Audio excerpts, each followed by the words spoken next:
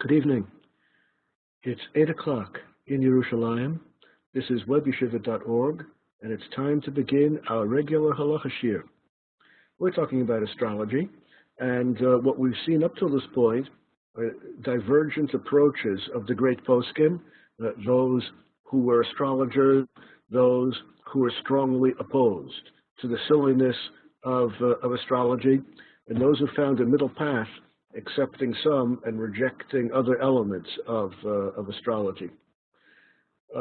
Before we begin looking at the sources again, I just want to make one comment about the lovely introductory screen which is being displayed at the moment.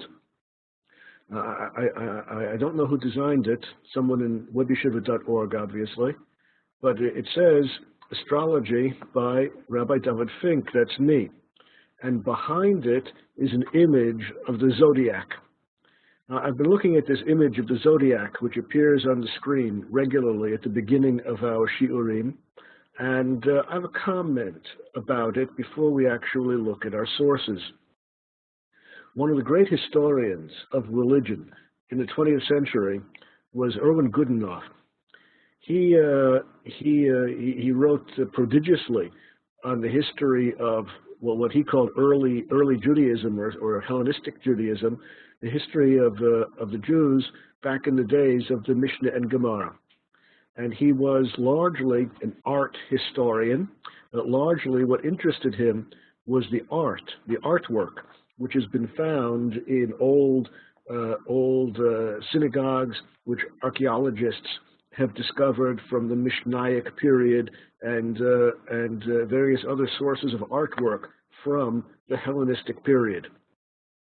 And he observed, and you can see for yourself if you look at plates, if you look at reproductions of the mosaics which have been found in ancient synagogues, which archaeologists have found in ancient synagogues here in Eretz Yisrael, you'll see that one of the common themes, one of the common artistic themes which comes up over and over again is the menorah of the Beis HaMikdash, the menorah, the candelabrum of the temple in Jerusalem, is an element of the artwork which appears frequently on the walls of the synagogue. Among the artistic motifs which come up over and over again are the signs of the zodiac, which we have in the background on the screen at the moment. Now, the rabbis back in those days, the rabbis of the Mishnah, were constantly fighting quite vociferously. The rabbis were quite vociferous in their opposition to avodat kochavim. Let's get that spelled correctly on the chat.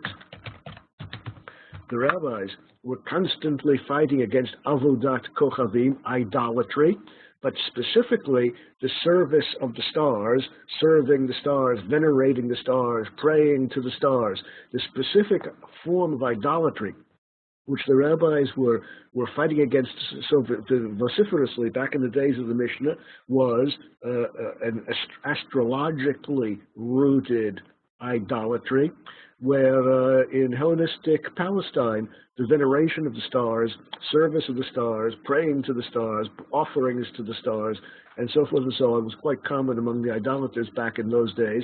And Goodenough, the historian of the Jewish people back in that period, the art historian, came very quickly to the conclusion that the presence of astrological signs on the walls of the synagogues indicates that the people, the simple people, were actually venerating the stars, and that is exactly the avodas zarah, the avodas kochavim.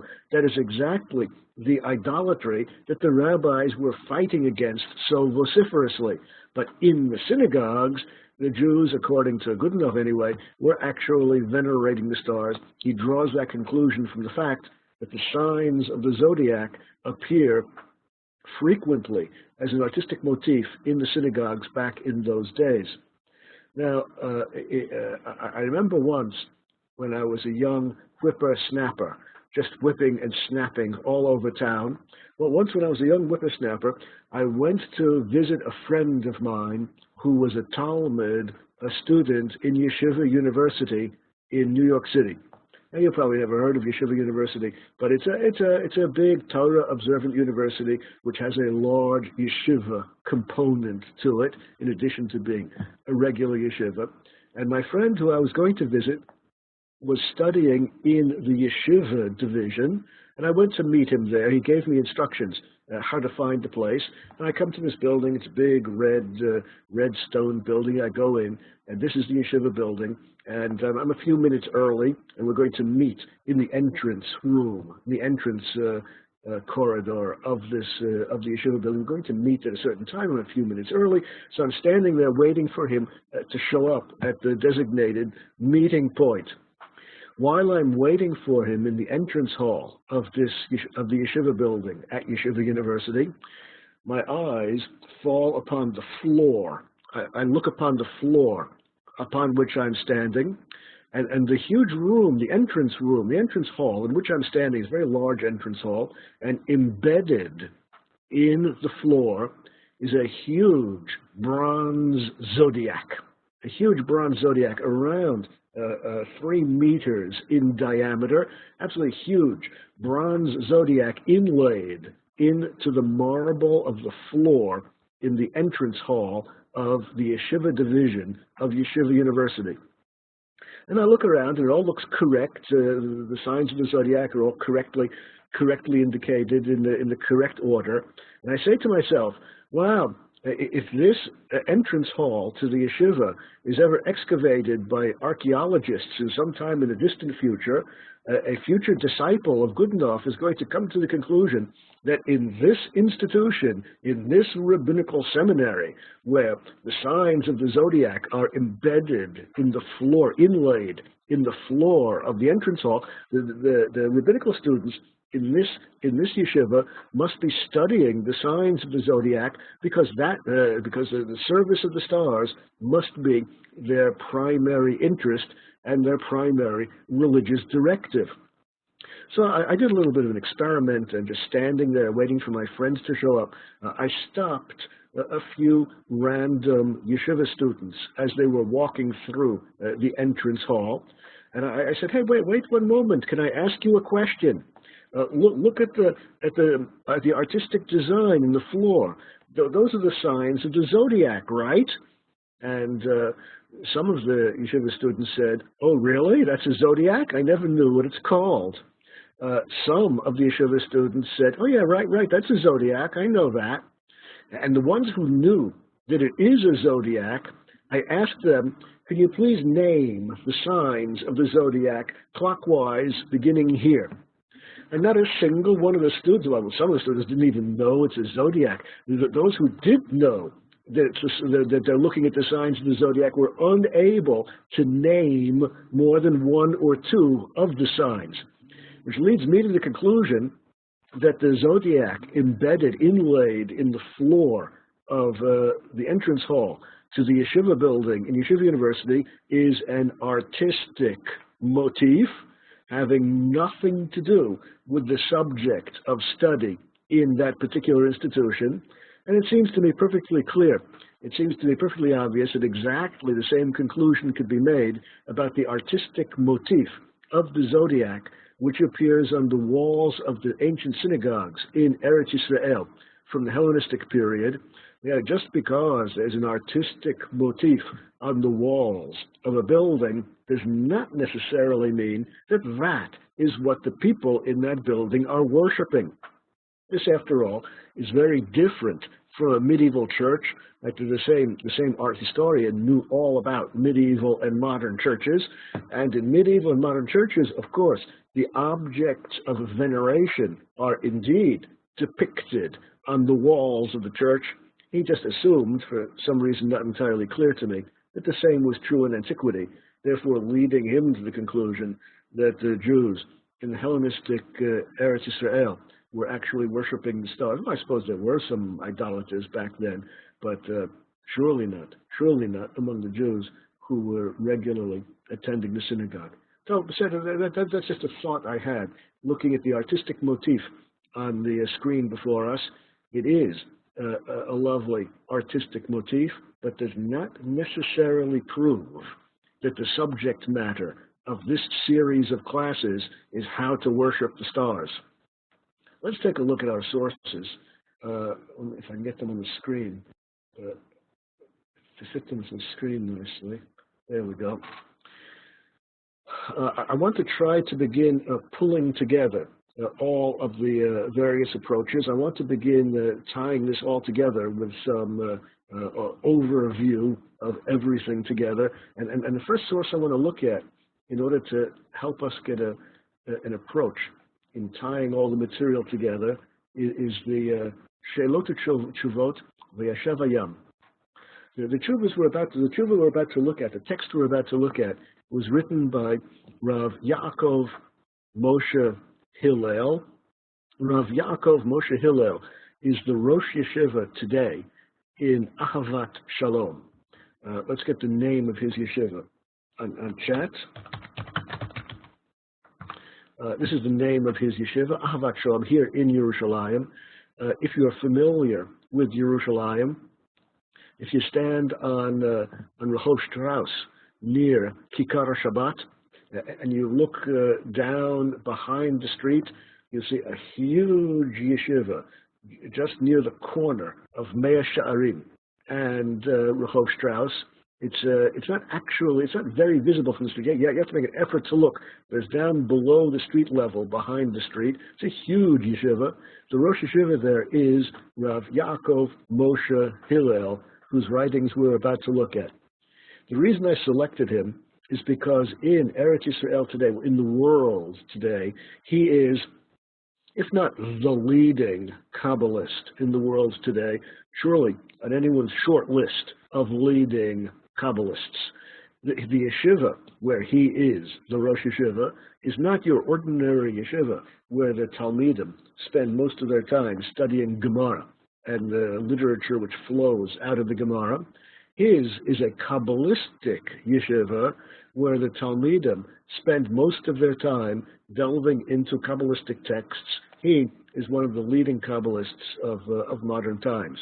He wrote a few years ago a book entitled Sefer Tamim Tihiyeh, the book which he published recently. A few years ago he published it. And the text we're about to look at is equally a quotation from that book or a quotation from his Sheilot Tshuvot, because the entire text of that book, which he published earlier, is incorporated into the newer volume, the Sheilot Tshuvot WebYeshiva.org. Well, you have the references here. The text is exactly the same, whether you look in the earlier form of publication, Tamim Tihiyeh, or the newer form of publication, WebYeshiva.org. The text is the same. But let's see what he has to say. And this is one of the leading Kabbalists of modern times speaking. L'divrei Maran, according to the author of the Shulchan Aruch, this is his polite way of referring to Rav Yosef Karo. According to Rav Yosef Karo, Zal, may he rest in peace, Asur lish'ol, it is prohibited to ask any questions, Mekaldeim, from the Chaldeans. Who are these Chaldeans that we're not allowed to ask any questions of? Hamodi'im al pi mabatei hakochavim. These Chaldeans are the people who inform us of things by looking at the stars. Gam inyanei atidot. These Chaldeans inform us of things by looking at the stars, including future events, including prediction of the future. That's a simple way of saying astrologers. The Rav Yosef Karo, the author of the Shulchan Aruch, prohibits us from asking astrologers for any advice, prohibits us from asking astrologers for any wisdom which they have gleaned by looking at the stars. Well, we know that. because earlier in this series of Shiurim, we learned the text of the Shulchan Aruch where Rabbi Yosef Karo says exactly that. Why does Rabbi Yosef Karo... Now remember that Rabbi Yosef Karo, the author of the Shulchan Aruch, whom we are referring to here, was not only the all-time greatest halachist, he was not only the all-time greatest authority in halachic matters, he was not only that, he was also one of the leading Kabbalists of his time. He was also one of the leading mystics of his time. He lived and flourished in Tzfat, in the Upper Galilee, back in the heyday, back in the glory days of Tzfat, when Tzfat was the center of Kabbalistic studies. He was a neighbor and friend of the Arizal, the highly honored Arizal, whose name is so important in the history of Jewish mysticism. Those two got along very well with each other. They quote each other not rarely. Our author, Rabbi Yosef Karo, was not only the author of the Shulchan Aruch, he was also one of the great mystics in those days. He wrote, among other things, a sefer called Magid Mesharim. Let's get that typed correctly. He wrote a sefer called Magid Mesharim, in which he published all of the esoteric, secret, mystical wisdom which he learned from the Magid, from a mystical spirit, which came to him and revealed to him the secrets, many of the secrets of Zoharic and Zoharic Kabbalism. That book is available, and you can buy copies. I even own a copy of it myself. Although he was a great Kabbalist himself, he prohibits us from asking the astrologers for any information. Let me just point out in passing that although I am praising him as a halachist, the all-time greatest, and although I am also praising him as one of the great mystics, let me just point out in passing as a footnote that this sefer, which I've just referred to in chat, the Magid Mesharim, this sefer in which he brings us all of the mystical wisdom that he learned from the angel, from the mystical spirit that came and revealed this information to him. In this mystical work, Magid Mesharim, there are quite a number of halachot which are mentioned in passing, quite a number of halachot which the angel mentions to him in the course of divulging the mystical secrets of the universe. Rabbi Yosef Karo, in his halachic works, when he wrote the Beis Yosef, when he wrote the Shulchan Aruch, when he wrote his halachic works, in general, regularly ignores the halachic opinions of the mystical angel that revealed to him the secrets of mysticism, leading Rabbi Yaakov Emden, the great 18th century rabbi, to the conclusion that Rabbi Yosef Karo, the author of the Shulchan Aruch, the all-time greatest halachist, Rabbi Yosef Karo was apparently a greater Talmud Chacham, a greater rabbinic scholar than the angel who came to him and revealed to him mystical wisdom, which led Rabbi Yosef Karo to ignore the halachic content embedded in the mystical revelations which he received from the angel. That's the end of the footnote. Let's get back to the subject matter here. Rabbi Yosef Karo, the great halachist, the great mystic, prohibits us from making inquiries of the astrologers. Isuro mishum tamim tiyeh. And we know that the reason for this, because we saw the text of the Shulchan Aruch, we know the reason that it is prohibited to make inquiries of the astrologers is because of the verse, Tamim Tihiyeh. We've seen all these sources. The commandment is to be pure of heart with God, to be trusting entirely with God, and that means not putting your faith, not putting your trust in the hands of astrologers. So we don't ask them any questions. We simply do not turn to astrologers for advice. That's the opinion of Rabbi Yosef Karo. Aval, but, that three-letter little word, but, aval, little adversative particle. that tells you that the author is about to change directions 180 degrees and reverse what he has just said previously, aval, but, im lo sha'al. If someone did not ask the astrologers anything, if someone did not turn to the astrologers, if someone did not make an inquiry of the astrologers, the hodiu lo hakaldiim davar misuyam, but the astrologers informed you of something without you having asked. You didn't make any inquiry. You didn't ask for their advice. They just came to you and told you such and such is going to happen. They came to you and told you this is what the future holds for you. Of course, you didn't ask them because you're not allowed to ask them, but you didn't ask them. They just came and told you. Sharich lahush l'divreihem. We must be worried. We must worry ourselves. We must be concerned about their words. V'lo l'smoch al nes. We're not allowed to rely upon miracles to save us. If the astrologer tells you that your house is going to burn down on a certain day, you have to be concerned with that. You're not allowed to rely upon a miracle to save you from your house burning down. You have to check and make sure that everything is fire safe. If the astrologers come and warn you, you didn't ask them, but they just came and warned you that such and such a business deal which you are entering into is going to lead to financial disaster, you have to be concerned with that. That has to bother you. And you can't rely upon a miracle to make the business deal succeed. You have to go and check every little detail again very carefully to make sure that everything is as it should be in the business deal. You have to take the words of the astrologers to heart, and that should motivate you to do whatever is necessary to avoid the disaster which they have predicted. If the astrologers say there's going to be a plague, so that's something which should disturb you, which should bother you. You have to run to the doctor and get vaccinated. You have to be concerned.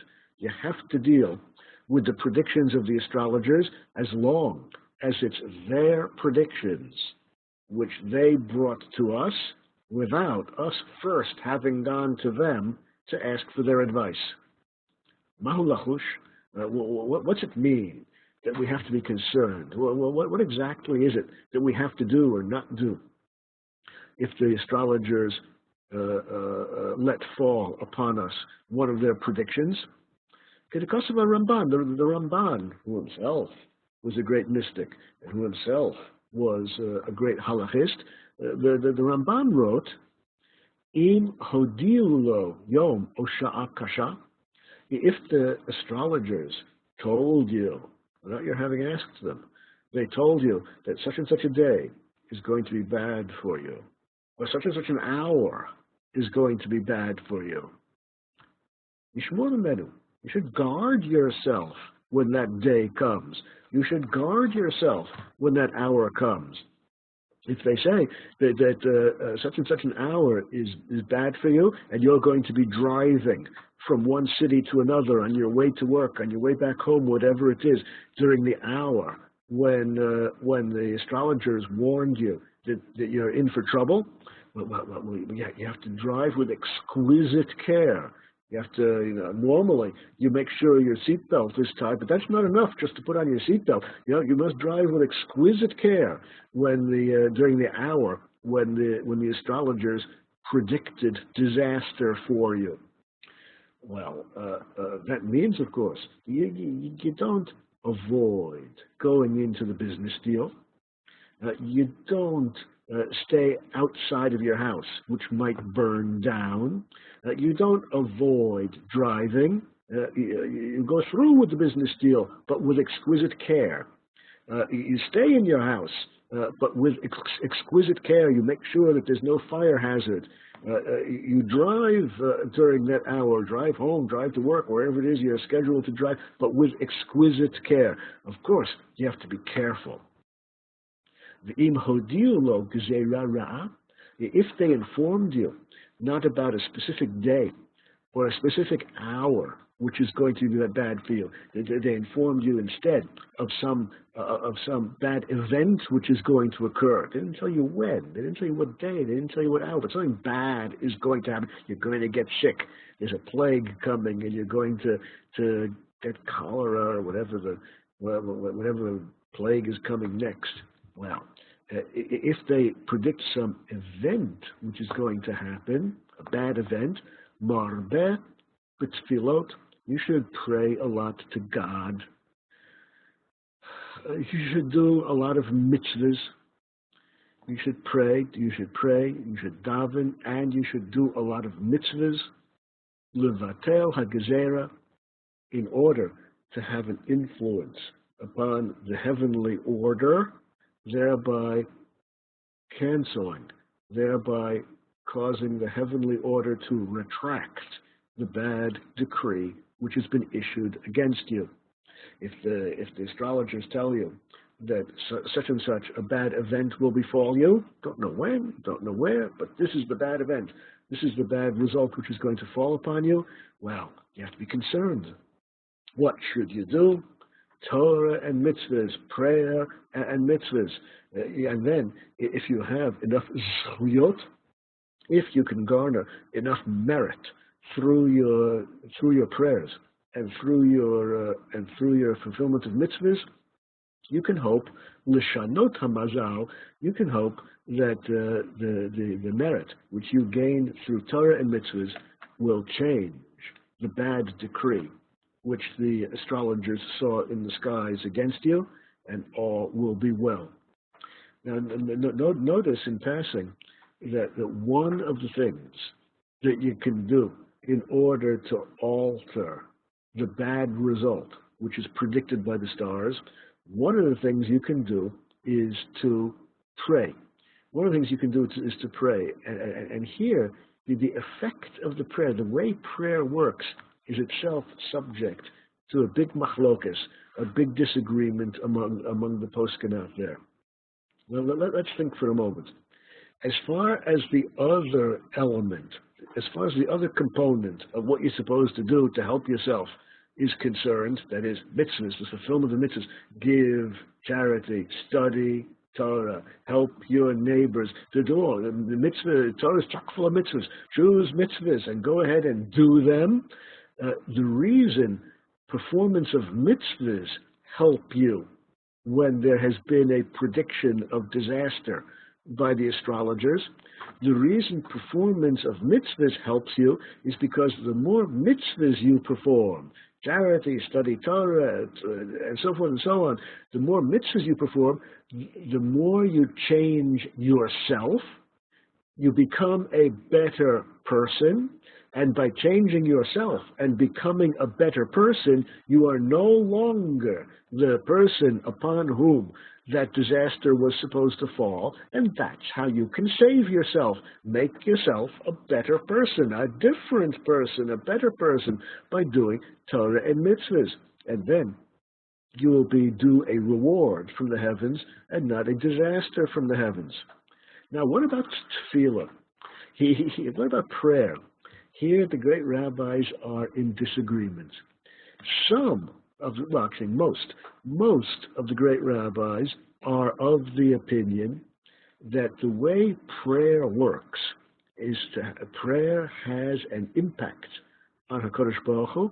God is influenced by our prayer, and if you pray with proper kavanah, if you have good intent, good kavanah, good intent when you pray, you have some reasonable expectation that your prayer will have an impact upon God, upon HaKadosh Baruch Hu, and the disastrous punishment which was supposed to fall upon you can be rescinded if your prayer is a good prayer. That's surely the majority view of the great poskim.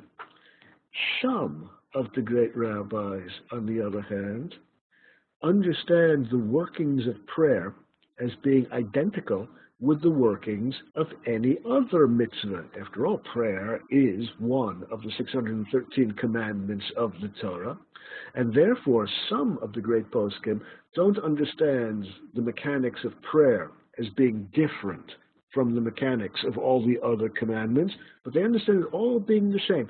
Just as all the other commandments, when properly fulfilled, improve you as a person and make you a better person, similarly, tefillah, prayer, if recited, if uttered with proper kavanah, with the intention of the heart, prayer makes you a better person.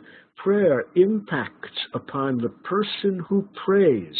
Prayer changes the person who prays into a better person, just like any other mitzvah, just like the performance of any other mitzvah changes the person who does the mitzvah into a better person. Now you're a new person, you're a better person, you're not the person upon whom that penalty, that punishment of that disaster was supposed to fall. Just like Hashem adding hay to Avram's name, as you correctly point out on chat. We're not going to look at all the texts now. We don't have time for that. But I just mentioned in passing that although most of the great rabbis are on the side which holds that prayer impacts upon a Kodesh Baruch Hu, some of the big names on the other side of the fence, some of the big names on the side which holds that the result of prayer is to influence the person who prays and to change the person who prays into a better person. Among the great rabbis on that side are the Rav Kook, the first chief rabbi in Eretz Yisrael in modern times, Rav Shimshon Raphael Hirsch, surely the greatest leader of the Torah observant Jews in Germany in modern times. There are others, but there you have two big names on the side which holds that prayer essentially improves the person who prays, makes him a better person, makes her a better person, as opposed to the majority view of the great rabbis that prayer has an impact on God. Okay, well, what have we learned from this text of Rav Yaakov Moshe Hillel? What have we learned from this text? We've learned that Tamim Tehiyah, the idea that we must be of pure heart and solely dependent upon God, blocks us from making any inquiry, blocks us from asking any questions of the astrologer. Nonetheless, since, according to this mystical writer, one of the great mystics of modern times, since, according to our author, there is an element of truth in the foundations of astrology, if we have not violated the Torah because we have not approached the astrologers ourselves, we've not asked them anything, they came to us and informed us what the future holds for us, there is an element of truth in that, and therefore, if we're speaking about a specific day, a specific hour, you must be exquisitely careful when that hour comes, when that day comes.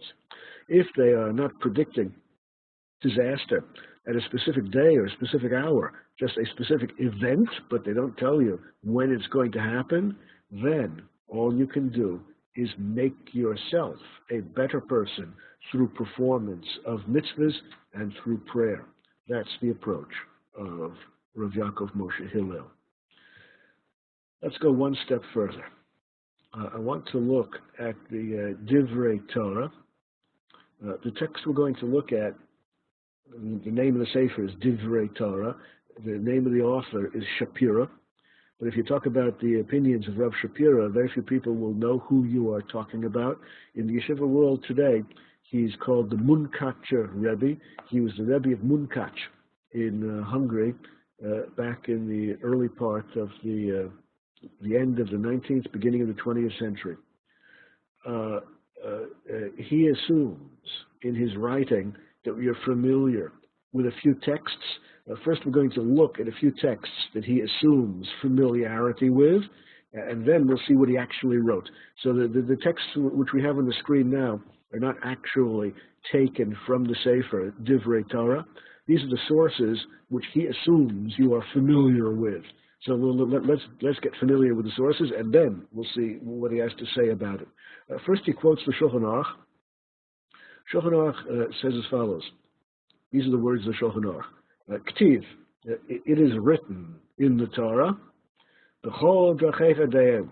You must know God in all of your ways. Everything you do must involve knowledge of God.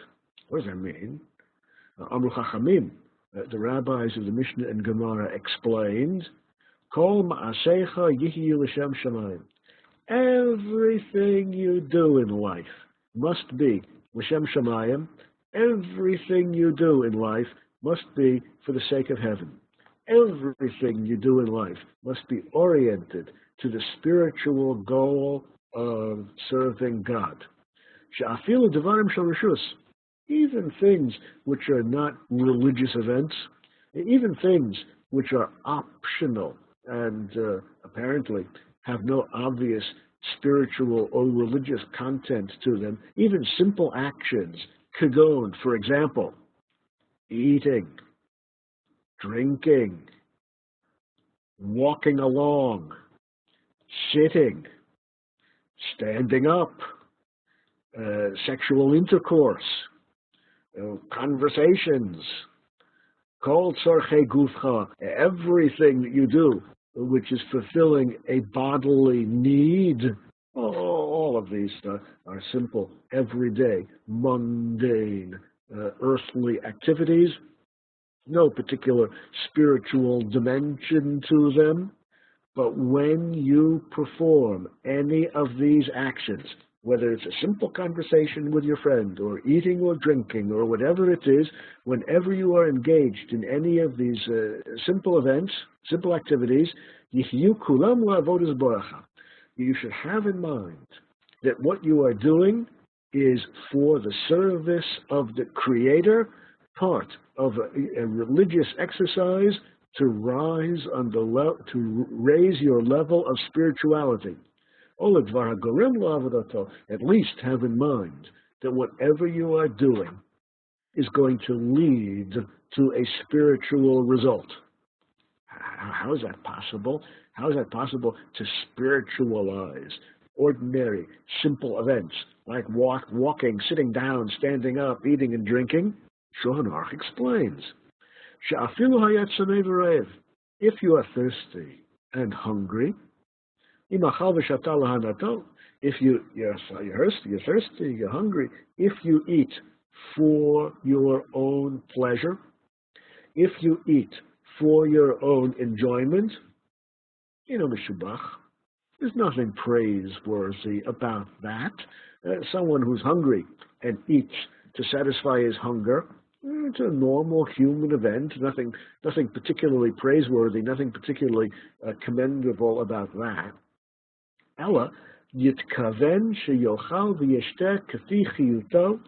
But what you should have in mind is that you are eating and drinking in order to be able to live. And why do you want to live? So that you will be able to engage in service of the Creator, so that you'll be able to engage in spiritual activity. You're eating and drinking so that you will be able to live, so that you will be able to engage in a spiritual life. This is a way to spiritualize every action, every activity in your life, and that's what you're supposed to do, according to the Shulchan Aruch. If you want to take half an hour in the afternoon to play basketball, that's okay. That's okay. But when you take half an hour in the afternoon to play basketball together with your friends, have in mind that the reason you are doing it is because you want to relax a little bit. You're unable, there's some people out there who are capable of engaging in spiritual activities 24 hours a day. They have this incredible spiritual energy. They learn Torah, they pray, they do mitzvahs. That's all they do all day long. There's a small handful of great tzaddikim who can devote their lives full time to spiritual activities, and that's all they ever do. But most ordinary humans like you and me do not have the energy, the spiritual energy to devote every waking action of our lives to spiritual events. We need some time out. We need to be able to relax a little bit. So if I take half an hour to play basketball with my friends, or if I take half an hour to listen to a beautiful musical composition of Beethoven and to listen to it carefully, or to read carefully a play by Shakespeare, whatever it is I do, if I do it for my own pleasure, there's nothing particularly praiseworthy about that. Nothing prohibited. I mean, you didn't do anything wrong, but you also didn't do anything good. In order to transform the half hour of basketball, or the half hour of music, or the half hour of reading, or chess, or whatever it is, in order to transform it into a praiseworthy event, into something which is commendable, not just neutral, you have to simply have in mind that you're doing it so that you will be able to return later in the day to a spiritual life with greater vigor and greater strength.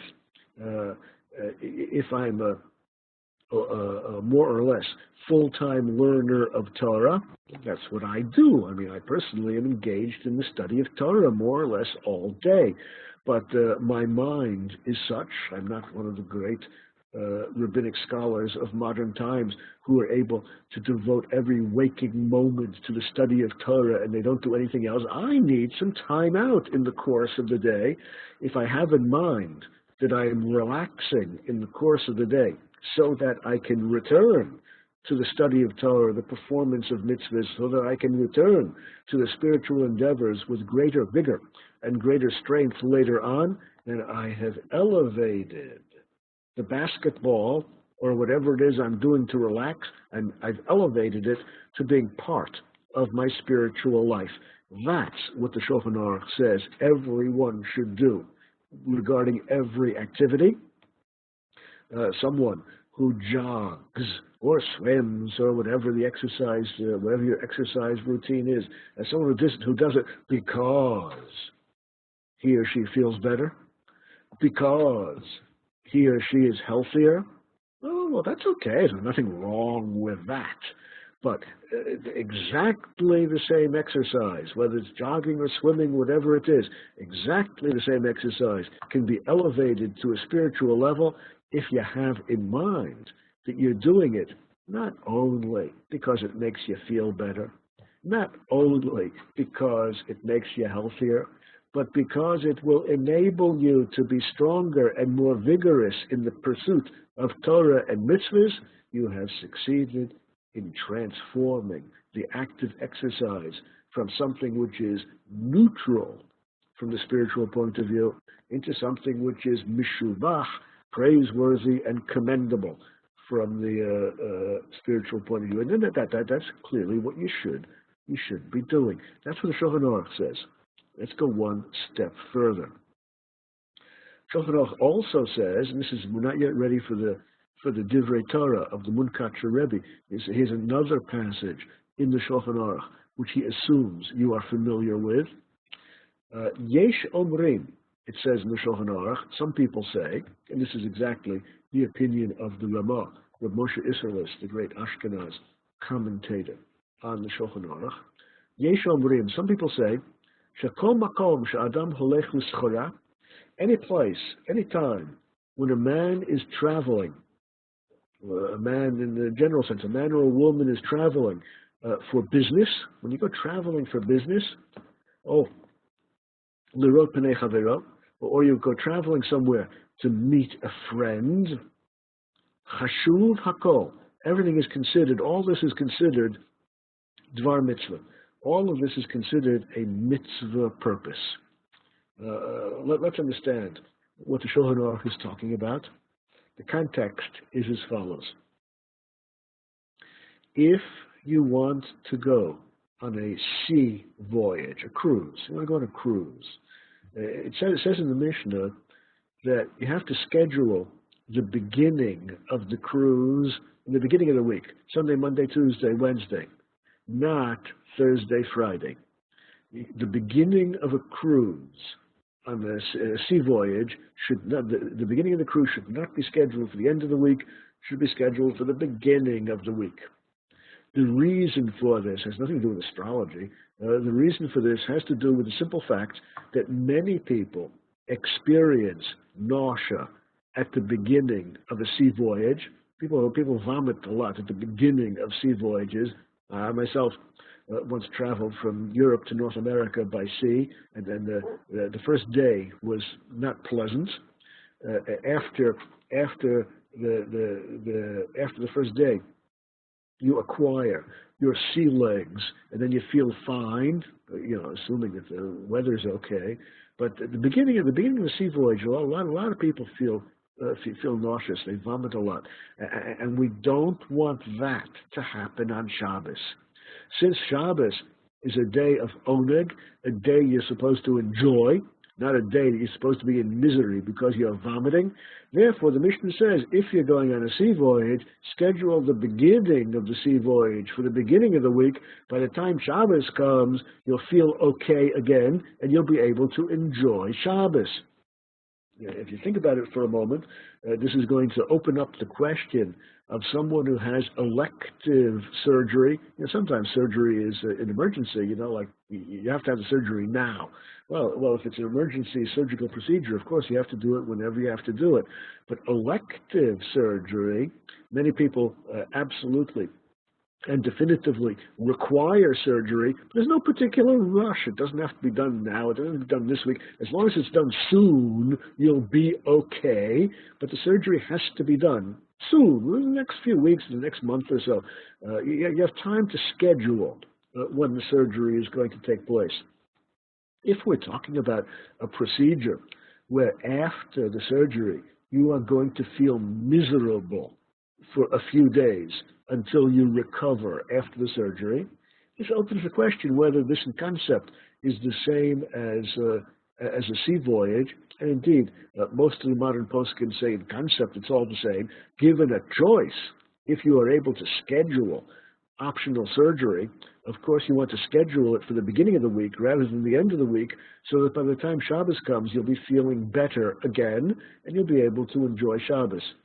Now this whole business of not undergoing surgery at the end of the week, if you have a choice, this whole business of not beginning a sea voyage at the end of the week has to do with a sea voyage that is not for a mitzvah purpose.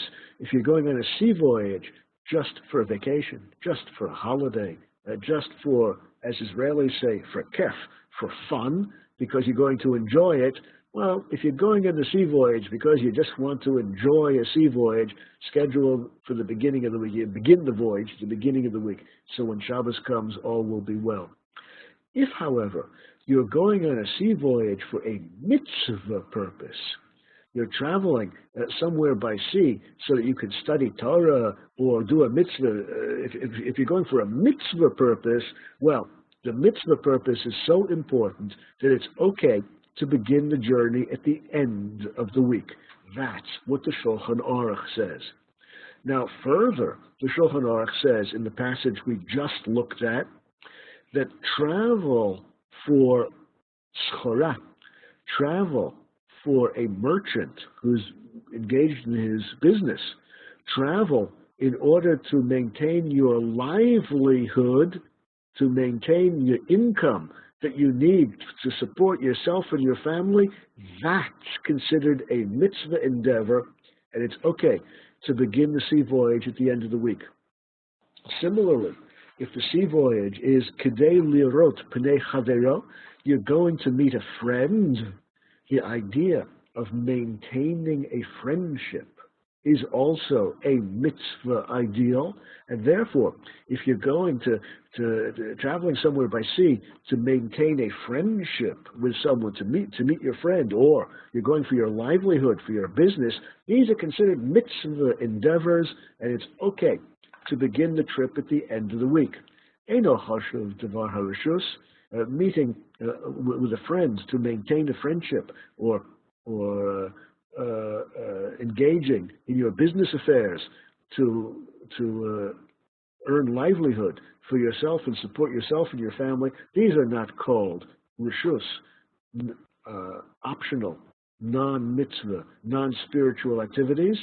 These are called fulfillment of mitzvah and therefore are of spiritual value. Rak kishaholech l'tayel, the only time it is prohibited to begin a sea voyage at the beginning of a week is if you're going l'tayel for a trip of pleasure, for a trip of enjoyment. You're just going to have a good time. If you're going to make yourself feel good, then you shouldn't begin at the beginning of the week. But if you're going for a positive, constructive purpose, for example, maintaining a friendship or earning your livelihood, well, that's a mitzvah. That has a spiritual dimension to it, and that can be done even at the end of the week, even if it means you're going to be nauseous on Shabbos. Okay, therefore, nahagu bektzat mekomot lahakel be'inyan haflagat sfinot. Therefore, in many areas, the Jews are lenient and they permit beginning sea voyages, halichat shayeret, or caravans. You know, if it's a overland journey, so you needed a caravan back in those days. It was on the sea, so you needed a ship. But people began their caravan journeys or their sea journeys shlosha yamim, within 3 days before Shabbos, ki choshvim, because they consider hakol l'dvar mitzvah, everything they're doing is for a mitzvah purpose, even if it's livelihood or maintaining a friendship. Those are mitzvah purposes. Ein limchot biyadan, we do not object to anyone who takes this approach. This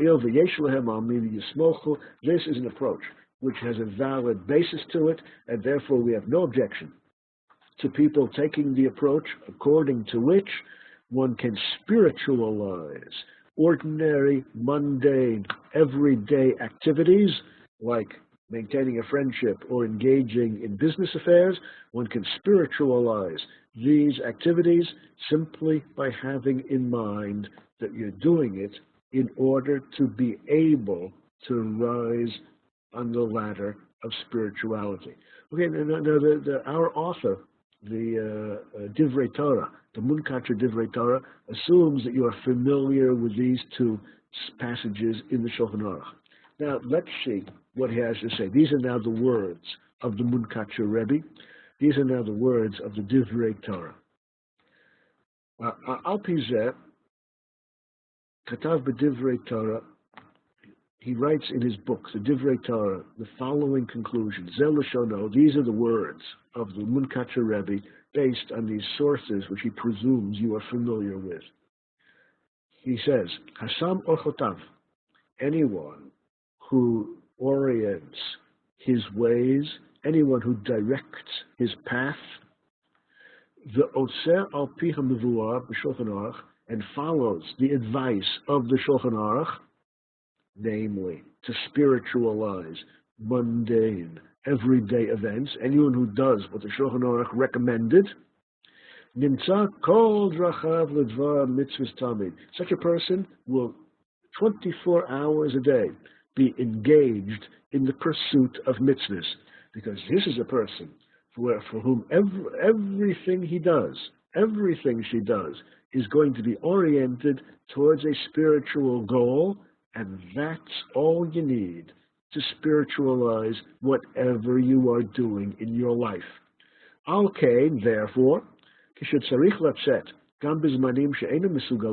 therefore, if you must leave your house at a time which is inauspicious, according to the position of the stars, Yidu'im. Certain times are known to be not inauspicious. Sometimes are known to have bad influence of the stars. If for some reason you have to leave your house and go somewhere and do something where they're under a bad influence of the stars, what should you do? Yechaven, have in mind.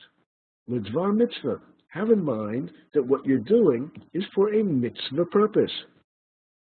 I have to go to the greengrocer and buy some from fruits and vegetables. I have to go to the store and buy food. But at the moment, it's a very bad hour. At the moment, Mars is ascendant. At the moment, if I go out of my house and go and buy groceries in the store, I'm going to be under the influence of a very bad star. What should I do? I should just have in mind that the reason I'm buying food in the grocery store is because I and my family need it. And why do we need it? In order to continue living. And why do we want to continue living? In order to be able to pursue Torah and mitzvahs. As soon as I have that Torah and mitzvah goal in mind as the end goal of what I am doing, I have spiritualized the simple event of shopping for groceries in the store. The shomer mitzvah lo yeda davar ra. What it says in the Torah is someone who is engaged in a mitzvah activity will know no evil. No evil will befall the person who is engaged in a mitzvah activity. And that means even though there's going to be a bad influence of the stars upon you, the bad influence of the stars will have disastrous results upon you only if you are engaged in activities for your own pleasure, for your own benefit. As soon as you have in mind that that same activity is ultimately devoted to enable you to engage in Torah and mitzvahs, you have spiritualized the event and need no longer fear the influence of the stars. He says, take a look in the Shulchan Aruch, take a look in the Ramah about traveling at the end of the week, and you'll see the same idea. Well, we saw the text, which he assumes we're familiar with, and indeed, if you can spiritualize your sea journey, then you do not have to worry about the bad effects of the sea journey. Further, he says, Gam lo yakpid dechol dekapid kaptin in bahadeh. And now he ends with one more terribly important piece of advice. Don't worry, he says. Don't worry about the stars, because the bad influence of the stars affects only people who worry about the stars. If you don't care, if you don't worry about the stars, then the bad influence of the stars will not affect you. Word for word, what he says is, lo yakpid, do not be concerned with the influence of the stars, to hold the kapid, because anyone who is concerned, kaptinin bahadeh, he is the person upon whom the influence of the stars will fall. You can immunize yourself against the bad influence of the stars by simply ignoring it. This is a problem which, if you ignore it, will indeed go away. How does he know that? He knows that because it says so in the Gemara, in Psachim, Daf Kuf Yud Amud Beis. In Psachim, Daf Kuf Yud Amud Beis, the Gemara talks about a lot of things which are mystically and spiritually dangerous, and the Gemara makes the point that all of these phenomena, which are spiritually and mystically dangerous for us, affect only those people who are bothered, only those people who worry, only those people who care about these matters. People who don't care, people who are not concerned, people who don't worry about the mystical harm which can come from mystical dangers, they're not affected. Only people who care about these things are affected. Yechaven, you should have in mind, sheholech l'dvar mitzvah, have in mind that whatever you're doing is intended ultimately to enable you to engage in Torah and mitzvahs. Al yedei zeh, by means of this, lo yiyeh itra mazle, by means of this, you need no longer be concerned about bad stars, about bad influence of the stars. Gam b'machshavto, if you have in mind that you're doing a mitzvah, you will relieve yourself of the worry. You will relieve yourself of being bothered and concerned about influence of the stars. Just concentrate on the ultimate goal of being engaged in Torah and mitzvahs, and all will be well. You will be immune to the bad influences of the stars. That is his advice. With this, we come to the end of our hour. Next time, we're going to pick up on this theme and see how this theme can be developed in a very broad way to have vast impact upon our spiritual lives in every sphere. Until then, I wish you a Shabbat Shalom and look forward to seeing you all again a week from tonight. Shalom, shalom.